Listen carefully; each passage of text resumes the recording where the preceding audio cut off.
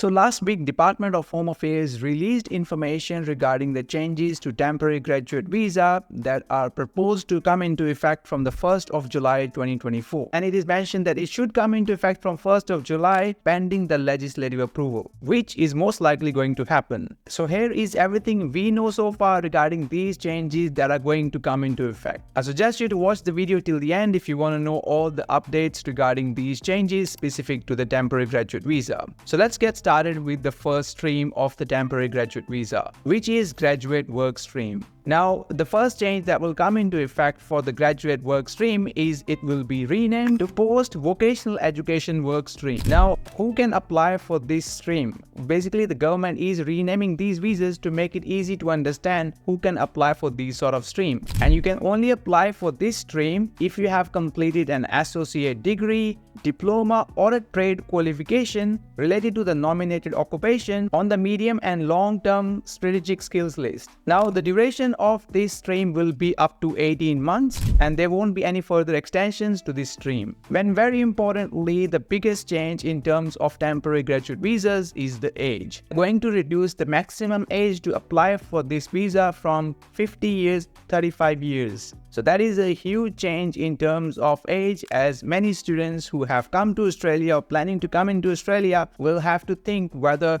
they will be eligible to apply for this visa specifically based on their age group. Now, there is an exception here for the age specific for Hong Kong and British national overseas passport holder. They are still eligible to apply up to the age of 50 years. Everyone else has to meet that 35 years age requirement. Hong Kong and British national overseas passport holders can also stay up to 5 years under this stream, and everyone else will get a maximum of up to 18 months only. So this is the change in terms of graduate work stream, which will be renamed to post-vocational education work stream. Now let's look into the second stream of this visa, which is post-study work stream. Now, like a graduate work stream, this stream will also be renamed, and it will be renamed as post-higher education work stream. This gives us a clarity that this stream is only available for the students who have done their higher education in Australia. And based on the qualification levels, the stay durations will vary. And obviously, there is an update to these durations. Duration of some of these qualifications has been reduced. So let's have a look at each of these qualifications. First one is bachelor's degree. The maximum you can get is up to 2 years. There isn't much change here,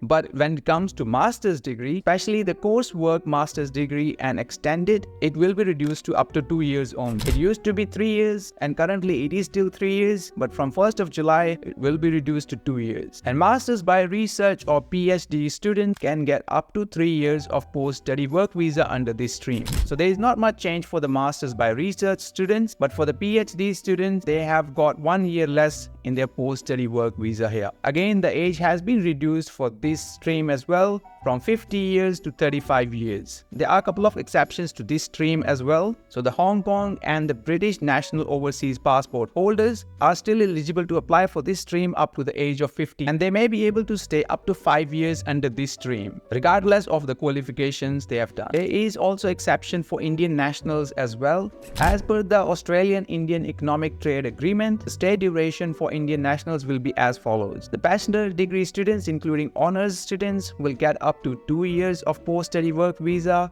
Bachelor's degree with the first class honors in STEM courses, including ICT, can get up to 3 years of post-study work visa. Master degree students, whether they are coursework, extended, or by research, they will get up to 3 years of post-study work visa. And doctoral degree students, which is PhD, will get up to 4 years of post-study work visa. Everyone else will have to follow the limits that I mentioned earlier. And it is also mentioned that students who are unable to apply for this visa because of the reduction in the age, they could apply for different type of visas. But clearly, it's a huge setback for the students who are already studying in Australia and they're going to finish their degree after 1st of July 2024. And they may not be able to apply for this stream. Another change from the 1st of July 2024 for the students applying for the higher education program stream will be that the 2-year extension of select degree will also cease from that date. So last year, government did announce that there were some select degrees where students could apply for additional post-study work visas. That will not be the case anymore from the 1st of July. There is another stream in the temporary graduate visa, which is known as second post-study work stream. Now, this stream will also be renamed, and it will be renamed as second post-higher education work stream. This specific stream is available for the students who are studying in regional areas of Australia. So if you are studying in regional areas outside of Melbourne, Sydney and Brisbane, then students are eligible to apply for up to 2 years of post-study work visa depending upon their location. Cities like Adelaide and Gold Coast can get up to 1 year of additional post-study work visa, and if you're living in other regional areas such as Ballarat and so on, then you can get up to 2 years of additional post-study work visa. The good thing is that there are no changes to this specific stream, which means if you are studying in regional Australia, then you could be eligible for up to 2 years of post-study work visa on top of what we have already mentioned in the earlier stream. And last but not the least, the replacement stream of temporary graduate visa, which was announced for the students who were affected during the COVID time,